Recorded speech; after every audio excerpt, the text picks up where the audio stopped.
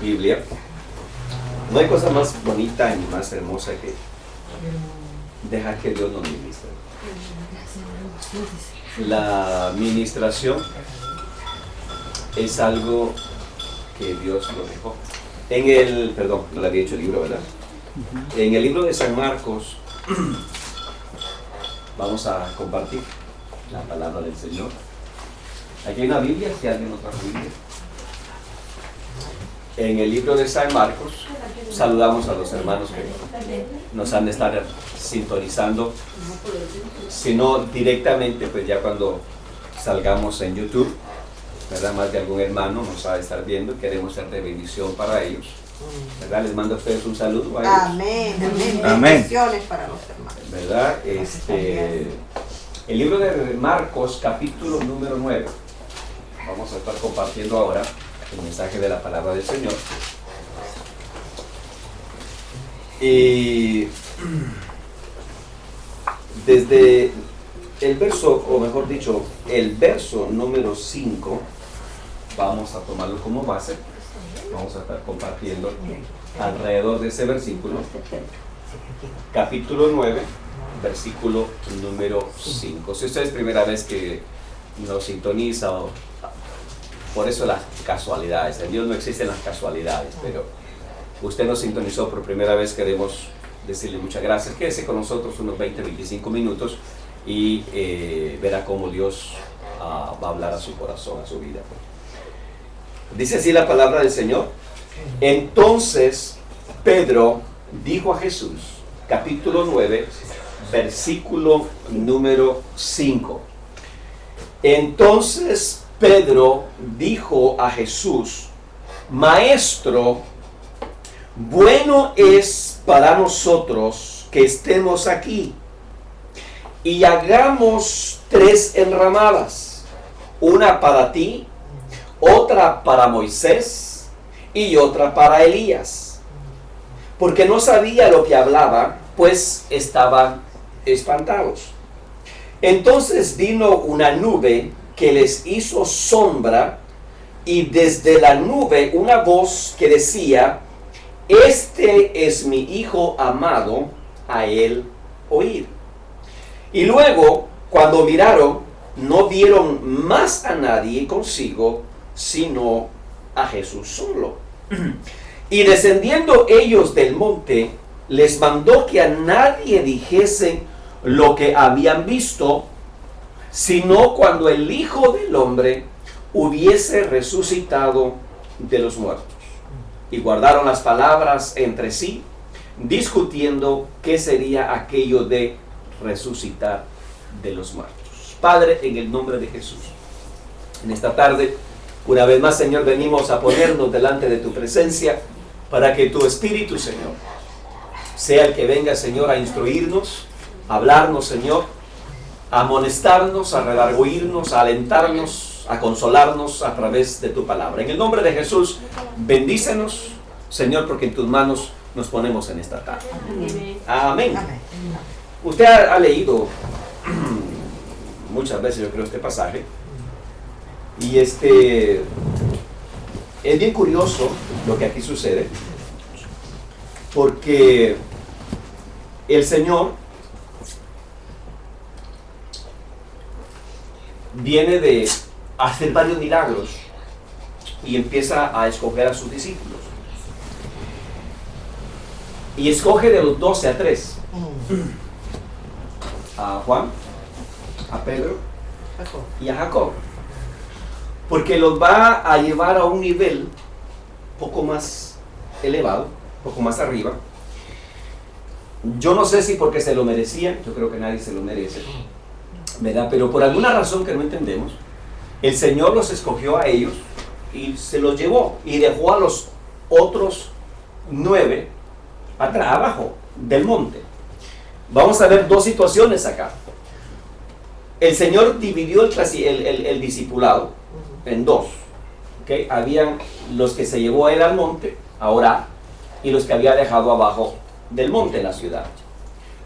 Los 2 discipulados vivieron experiencias diferentes.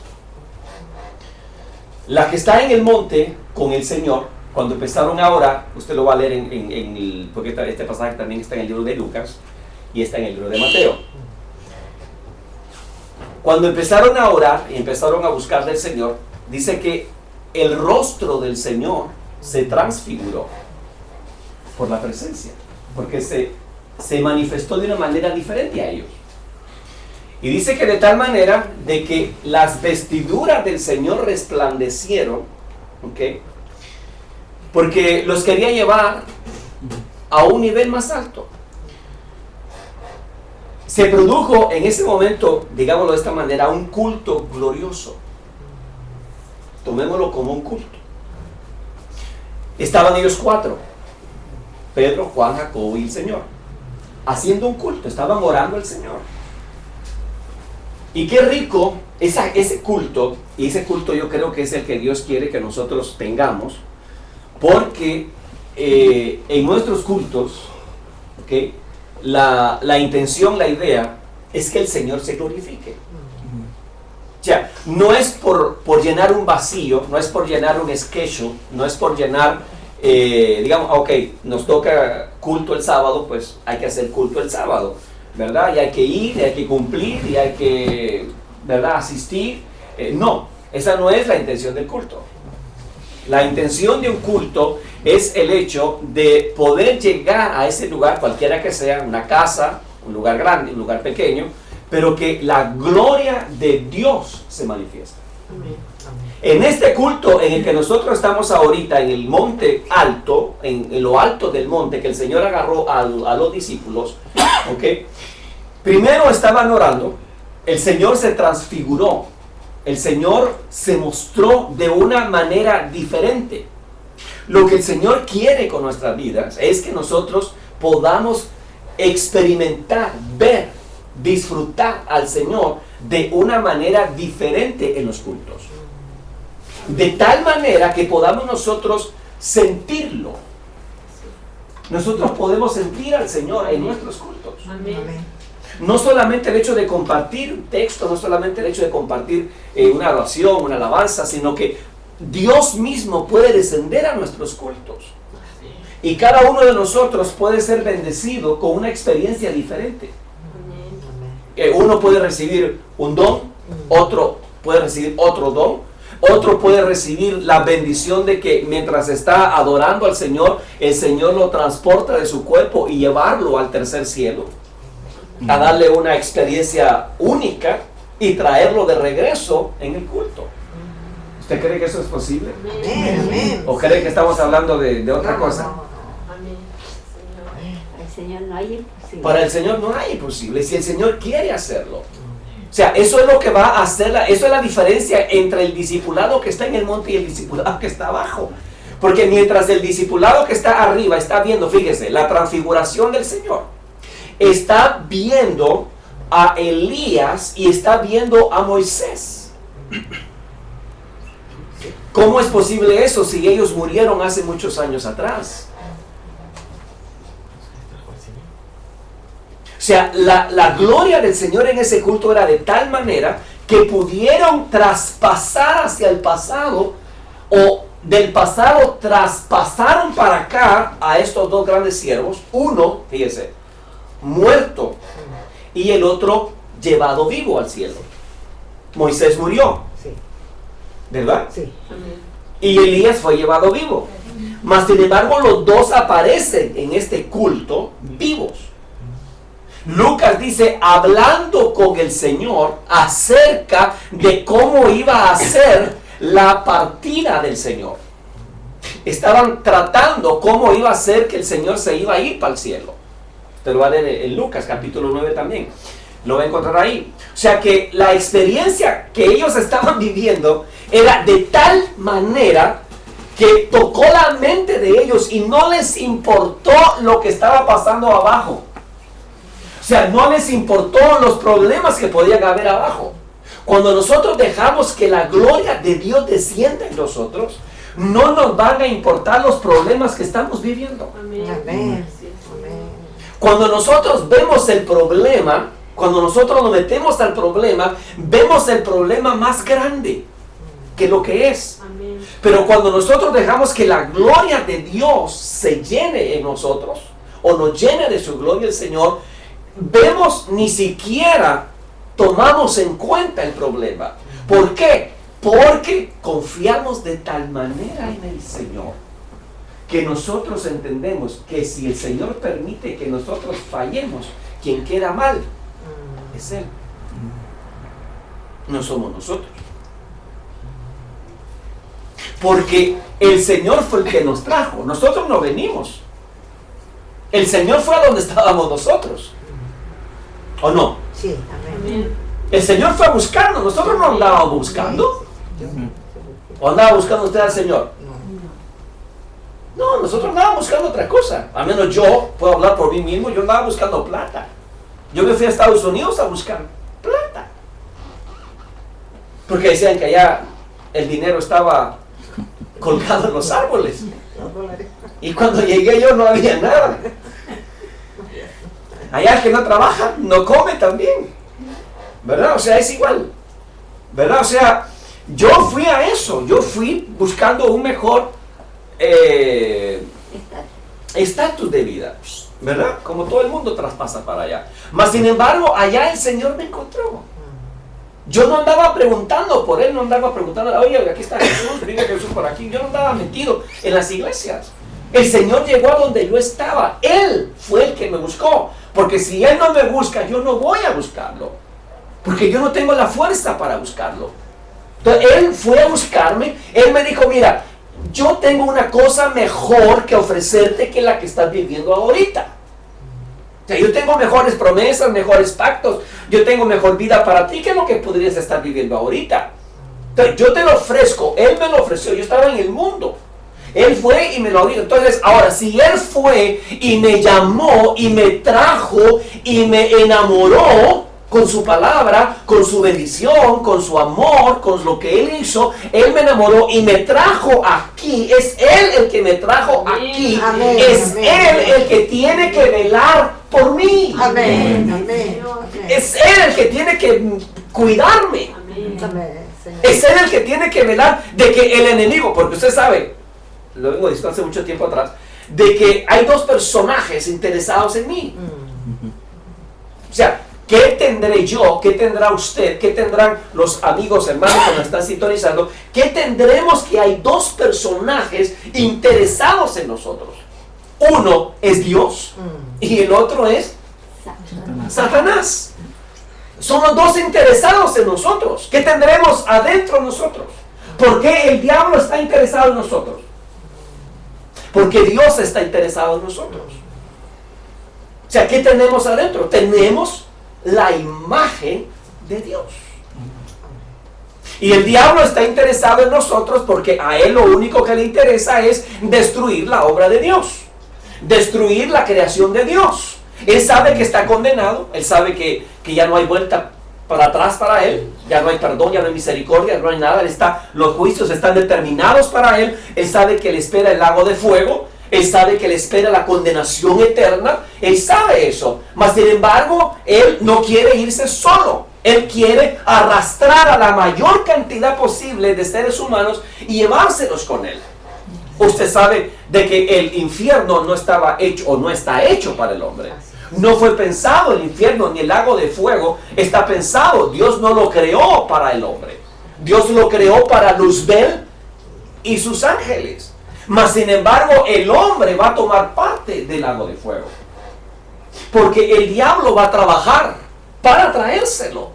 Entonces, ahora, si Dios fuera interesado en irme a buscar, traerme, restaurarme, sanarme, salvarme, darme la fe para creer en Él, ¿ok? Ahora yo me voy, digamos, a fortalecer en Él y voy a creer de que todo lo que está pasando alrededor mío, Dios tiene cuidado de mí. Es el famoso dilema que tuvo Moisés en el desierto, cuando el Señor venía y lo enfrentó y le dijo, mira, porque el pueblo de Israel era un pueblo muy especial, usted sabía eso. Un pueblo especial que le hicieron milagros, milagros, milagros, milagros, prodigios, milagros, prodigios, milagros, prodigios, milagros para que creyera. Mas sin embargo al final terminó haciéndose un Dios toro, ¿verdad? O sea, Dios se manifestó de tal manera a Israel para que Israel no tuviera duda de que Dios estaba con ellos. Usted sabe la historia de cómo Dios llamó a Israel, cómo Dios lo mantuvo en Egipto, cómo Dios lo sacó de Egipto, cómo le abrió el Mar Rojo, cómo lo bendijo en el desierto con el maná, cómo le trajo las codornices, porque hasta eso alegaban. Nunca estuvieron conformes. Y Dios llegó un momento en que le dijo a Moisés, mira, hagamos un trato, yo te mato a todos estos. Así le dijo. Sí. Yo los mato y te pongo un pueblo nuevo. Le dijo Dios a su siervo. ¿Y qué le dijo Moisés? No. Sí, Señor, por favor. No. No.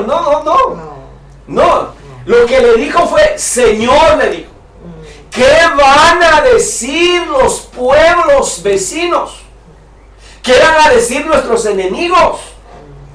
Que los sacaste de Egipto y los trajiste al desierto y como no pudiste con ellos, los mataste. Dios, tu nombre va a ser vituperado. Tú vas a quedar mal delante de la tierra.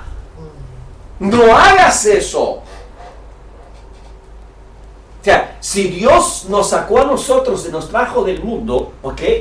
Y nos salvó con su sangre, nos limpió con su sangre, y ahora nos hizo cristianos, seguidores de Cristo, hijos de Dios, evangélicos, lo como usted le quiera llamar. Ahora, si nosotros fallamos, ¿ok?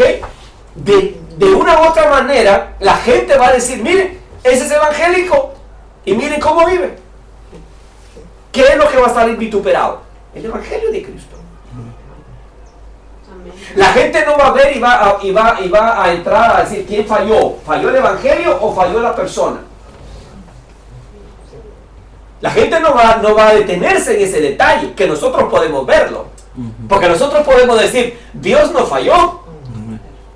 Porque Dios no falla. Quien falló fue el ser humano, fue el hombre. Que no se dejó tratar por Dios. Que no se dejó tratar por la misericordia de Dios. ¿Verdad? O sea, la gente va a decir, no, si para ser como ese evangélico, no, si el evangelio no sirve. No, el evangelio sí sirve. El evangelio sí es poderoso para cambiar, para transformar, para renovar, para restaurar. El evangelio es poderoso. Amén. ¿Lo cree usted o no? Amén. El evangelio es poderoso. El evangelio cambia a las personas, transforma a las personas, renueva a las personas. Amén. Mire el culto que está aquí. Eso es lo que yo quiero motivarle, pues. El culto que está aquí es un culto glorioso. Tener la oportunidad de ver un muerto resucitado y tener la oportunidad de ver un vivo transformado y tener a un Cristo transformado, transfigurado en gloria. O sea, ¿qué podremos nosotros experimentar en el culto? Por eso es que el culto es personal, el culto es glorioso, el culto es la oportunidad que usted tiene de derramarse con Dios. Amén. De no esperar ni siquiera que el ministro, que el líder diga hasta aquí o no. Si usted quiere seguir postrado, póstrese. Amén. Busque a Dios, aproveche la oportunidad, disfrute a Dios. Amén. Si eso es lo glorioso del culto. Yo siempre lo digo, no tenemos que estar limitados nosotros a que el culto tradicionalmente es, ¿verdad? Una oración para comenzar, ¿verdad? Una bienvenida, 2, 3 cantitos, una adoracioncita, un sermoncito, la ofrenda y el diezmo, una oración y terminamos. Así es normalmente un culto. Pero Dios quiere sacarnos de esos moldes. Y si en un culto solamente hay oración, alabanza, adoración, que solo eso haya. O sea, no podemos meter a Dios en nuestro marco. No podemos decir, hoy ese pastor ahora si es que se salió de la raya, cómo no predicó, si siempre tiene que haber un mensaje. ¿Qué mejor el Espíritu para conocernos de lo que tenemos necesidad, que el pastor que va a dar un mensaje? El Espíritu es el mejor predicador que hay. Cristo en su misericordia es el que nos conoce. Él sabe de qué tenemos necesidad, sabe cómo venimos nosotros esta tarde. Él sabe si venimos con ánimo o no. Él sabe si traemos un problema o no. Él sabe si nosotros venimos desanimados o no. Él conoce, Él sabe si venimos cansados venimos agotados. ¿Qué mejor que Él? A través de la alabanza, de la adoración, de la oración, de la administración, Él va a ministrarnos. Y mejor que 1000 mensajes. Entonces, si un culto viene y solo tenemos oración y adoración, que el Señor haga lo que quiera. O si en algún momento el Señor viene y dice, hoy no vamos a tocar, hoy solo vamos a hablar la palabra. Que Él haga lo que quiera. ¿Me entienden? Entonces, mientras estos están en este culto glorioso, fíjense lo que está pasando abajo, porque abajo también hay otros discípulos. Son cristianos, son seguidores de Dios, son hijos de Dios, son discípulos de Cristo, pero están teniendo un problema. Si usted lee la continuación del capítulo que nosotros vimos, usted va a encontrar de que hay otros discípulos abajo. Que llega la gente, que llega los fariseos y la gente religiosa de ahí, y le llevan a un enfermo, le llevan a un endemoniado, a los 9 que están abajo. Un muchacho que tiene un espíritu mudo y sordo, que lo tira en el piso, le da convulsiones, le hace sacar espuma por la boca. El hombre dice, cuando llegó Jesús y bajó con los discípulos, después de la experiencia que tuvieron, le dicen, ¿ustedes qué es lo que están alegando aquí? Le dice este hombre, yo le traje a mi hijo a tus discípulos, porque hay un espíritu que lo atormenta, un espíritu mudo, que lo tira al suelo, que le hace convulsiones, que le hace espuma, y ellos no han podido ayudarme. Entonces el Señor se enoja con ellos y les dice, generación incrédula, ¿hasta cuándo he de estar con ustedes? ¿Hasta cuándo he de soportarlos? Sí. Usted lo va a leer, Sí. que así dice la palabra. Y entonces viene y agarra al muchacho y le pregunta al papá y le dice, ¿cuánto tiempo tiene de estar así? Le dice, desde niño está así y no hay nadie que me ha podido ayudar. Entonces viene el Señor y ordena al espíritu mudo y sordo salir del muchacho y dejarlo en paz y nunca más volver a él. Y dice que con una otra convulsión salió el espíritu y se fue. Y los discípulos después de ese acontecimiento le preguntan al Señor, ¿por qué nosotros no pudimos sacarlo? El Señor le explica, le da la razón. Esta clase de demonios o de espíritus no sale sino a través de la oración y el ayuno. Pero a lo que yo voy es que mientras 3 discípulos están en una gloria, mientras 3 discípulos están contemplando al Señor en una faceta diferente, mientras los otros 3 discípulos están viendo a Elías, viendo a Moisés, viendo muertos resucitados, vivos transformados, el cuerpo de Cristo transfigurado, experimentando la voz del Padre. Qué lindo es que cuando usted esté en un culto, usted pueda oír la voz de Dios. Amén. Amén. Amén. ¿Ha escuchado usted la voz de Dios? Amén. ¿Ha oído cuando Dios le habla? Amén. Dios habla. Amén. Dios le habla a su gente. Dios le habla no a través de un ministro, no a través de una profecía, no a través de un mensaje. Dios habla. Amén. Dios tiene boca y habla. Amén.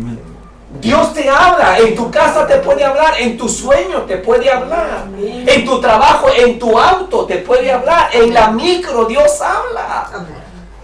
Entonces, dice que una nube viene y los cubre, ¿ok? Y ellos se meten en la nube o la nube se mete en ellos y escuchan una voz. La voz del Padre hablando, este es mi Hijo amado, en él tengo complacencia, a él oí. O sea, Dios manifestándose en estos 3 discípulos de esa manera, mientras que los otros abajo están teniendo dificultades doctrinales, están teniendo dificultades de fe, están siendo bombardeados por las personas. O sea, ¿cuál de los 2 bandos está en mejor posición? Que los de arriba, los que fueron al monte, los que fueron a orar, los que fueron a tener un culto glorioso, los que fueron... Usted va a decir, pero es que el Señor los dejó abajo. ¿Por qué los dejó abajo? ¿Por qué no se llevó a los 12? ¿Por qué el Señor hizo eso? No lo vamos a saber. No vamos a decir que el Señor tiene preferencia, ¿verdad? Pero por alguna razón el Señor hizo eso. O sea, el Señor quiere que nosotros en nuestra vida podamos dejar que el Señor se glorifique completamente en nosotros. ¿Usted recuerda la historia de Abraham y Lot? ¿Por qué Dios bendijo a Abraham hasta que Lot lo abandonó? Dios tenía la promesa con Abraham, pero mientras Lot estuviera con él, como que Dios no se la quería dar. Hasta que llegó un momento en el que los pastores de Lot, o Lot mismo, Abraham le dijo: mira, Lot, nosotros no podemos estar juntos. Tus pastores y mis pastores están teniendo problemas. No podemos convivir juntos. Si tú te vas a la izquierda, yo me voy a la derecha. Si tú te vas a la derecha, yo me voy a la izquierda. Pero no podemos estar juntos. Toma tú una decisión. ¿A dónde te quieres ir? Y Lot vio la abundancia de la tierra.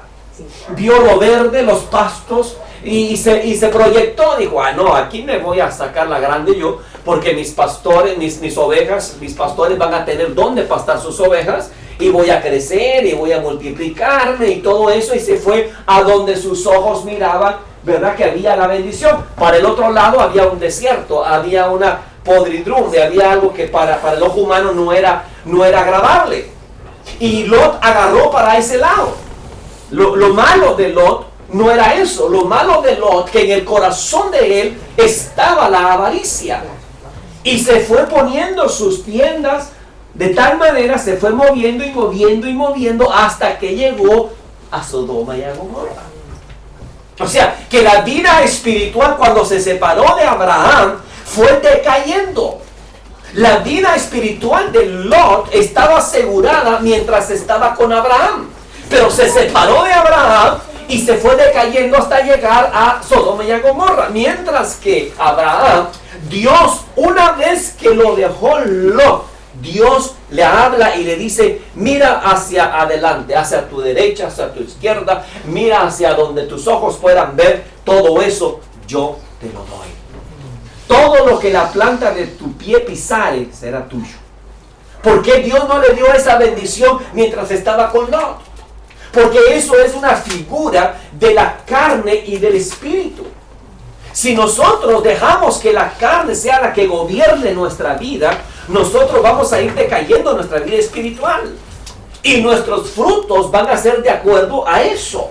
Pero si nosotros nuestra vida la sometemos a una vida espiritual, la sometemos a una vida de la lectura de la palabra, de la búsqueda de la palabra, de la búsqueda de la voluntad del Señor y todo eso, nuestra vida va a ser prosperada espiritualmente.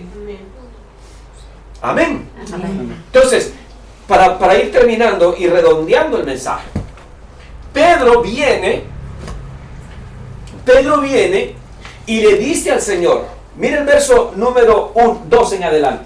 6 días después, Jesús tomó a Pedro, a Jacobo y a Juan y los llevó aparte solos a un monte alto y se transfiguró delante de ellos. Sus vestidos se volvieron resplandecientes y blancos como la nieve, tanto que ningún lavador en la tierra los puede hacer tan blancos. Y les apareció Elías con Moisés, que hablaban con Jesús. Entonces Pedro, en la locura que estaba viendo, en la bendición que estaba teniendo, no se da cuenta lo que está diciendo, no razona lo que está pensando en su mente, y le dice: Señor, bueno es para nosotros quedarnos aquí. No hay momentos para usted en los que usted se mete con el Señor y usted empieza a orar y a orar y a orar y a orar, y no le importa el tiempo. Pasa el tiempo, pasan los minutos, incluso hasta la hora, y usted está en la presencia del Señor y como que no quiere moverse de ahí. ¿No le ha pasado eso? Sí. Si no le ha pasado, es bueno que le pase, porque son momentos impagables en los que uno está ahí y uno como que estuvo ahí horas y horas y horas y horas y horas y horas, Pero cuando despierta estuvo como 5 o 10 minutos. Pero porque usted se dejó llevar por el Señor. Bueno es estar aquí. ¿No le parece a usted que es lo que nosotros necesitamos? Así es.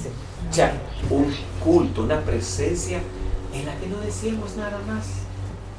Fíjese que Pedro se olvidó de las cosas materiales. Pedro se olvidó de los problemas.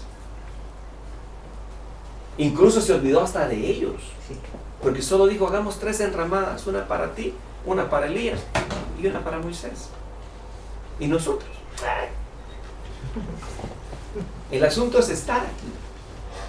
El asunto es no perder este momento. A los de abajo que miren cómo salen ellos.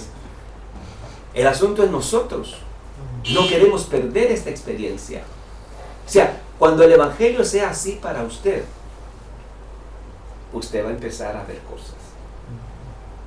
La palabra se le va a revelar. Amén. Dios se le va a revelar. Dios se le va a aparecer. Jesús se le va a aparecer. Y le va a hablar. Y lo va a guiar. Y lo va a ayudar. Pero tenemos que llegar a un momento en el que nos olvidemos de nosotros mismos. Por eso Pablo decía, ya no vivo yo. ¿Qué dice? Mas Cristo vive en mí. ¿Qué será eso? ¿Qué será el ya no vivir yo? ¿Qué será el hecho de anteponer la gloria de Dios por mi ego? ¿Me entiendes? ¿Qué será ese momento? El ya no vivir yo. O sea, nosotros ahorita decimos ya no vivo yo, pero eso es del diente al labio. Porque yo le aseguro que sí vivimos. ¿O no? Ese carácter todavía está allí. Ese capricho todavía está allí. Ese momento todavía está allí. Esos enojos todavía están ahí. Rencores y todo eso. O sea, el ya no vivir yo es absolutamente ya no vivir yo. O sea, te hicieron esto, te hicieron lo otro, hicieron aquí, hicieron allá. Señor, tú encárgate de ellos. Señor, tú encárgate de ellos. O sea, yo no me voy a quebrar la cabeza por eso. Yo soy tuyo. ¿De qué quiere ganas? ¿Sabes? Ya no vivir yo es una palabra muy seria. Mas Cristo vive en mí. Eso es como dice Sergio Enrique, ¿verdad? Eso está cardíaco.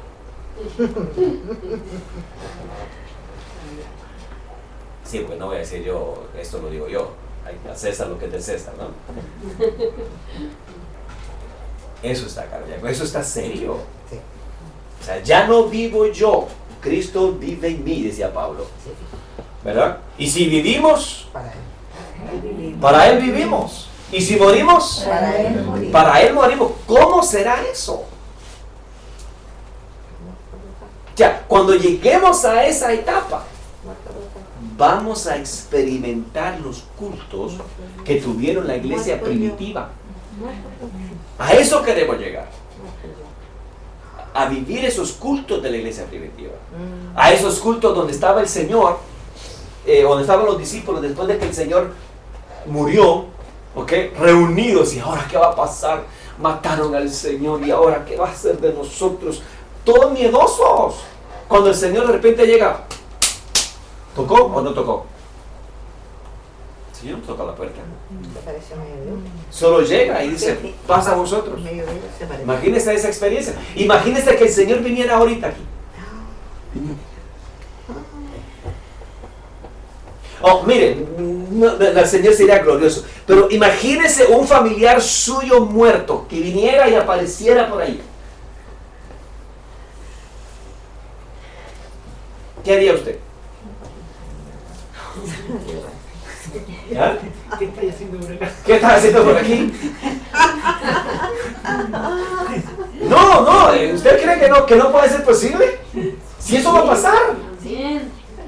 Si cuando el Señor murió y resucitó, los muertos en Cristo se levantaron, ¿y a dónde fueron? A testificar. ¿A dónde fueron los muertos que resucitaron? A la ciudad. Claro. ¿A qué fueron a la ciudad? A ver, su familia. A ver, su familia. A ver si resucitaron. ¿Alguna visión llevaban? Porque si no, se abrieron las tumbas, salieron los muertos y para el cielo. No, fueron a la ciudad. ¿A qué fueron a la ciudad? ¿Qué fueron a hacer? ¿Y acaso no dice la palabra en Tesalonicenses, y los muertos en Cristo resucitarán primero? Sí. Ok, de ahí a lo otro hay un tiempo. No es que los muertos en Cristo van a resucitar primero y luego nosotros que estemos vivos seremos transformados. Los muertos van a resucitar y van a tener una función. Van a ir a lugares específicos.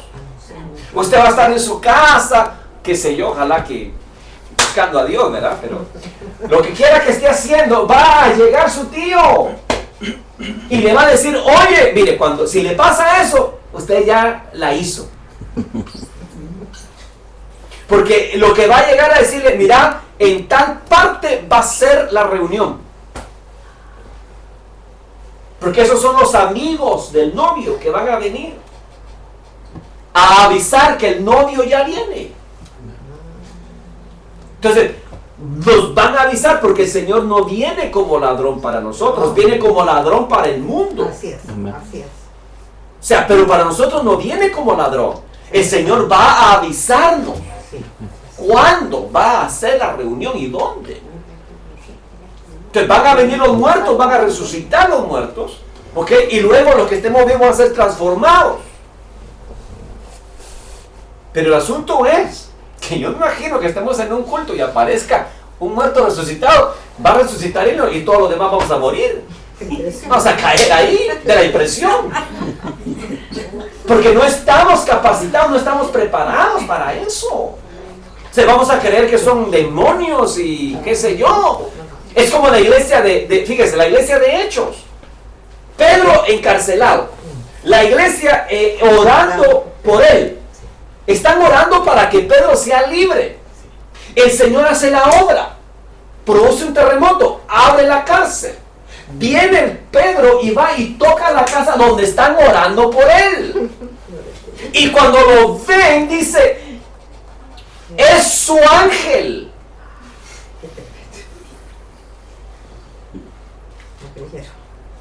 O sea, era más factible para ellos creer que era un fantasma o era algo espiritual que ser Pedro mismo.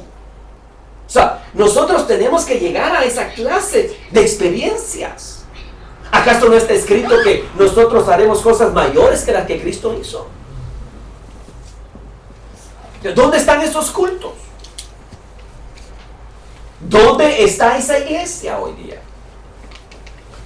Entonces, por eso a lo mejor el Señor nos está uniendo a nosotros para que nosotros entendamos, comprendamos y nos metamos con el Señor y empecemos a experimentar eso. Por eso usted cuando venga a los cultos, dese, entréguese, ¿verdad?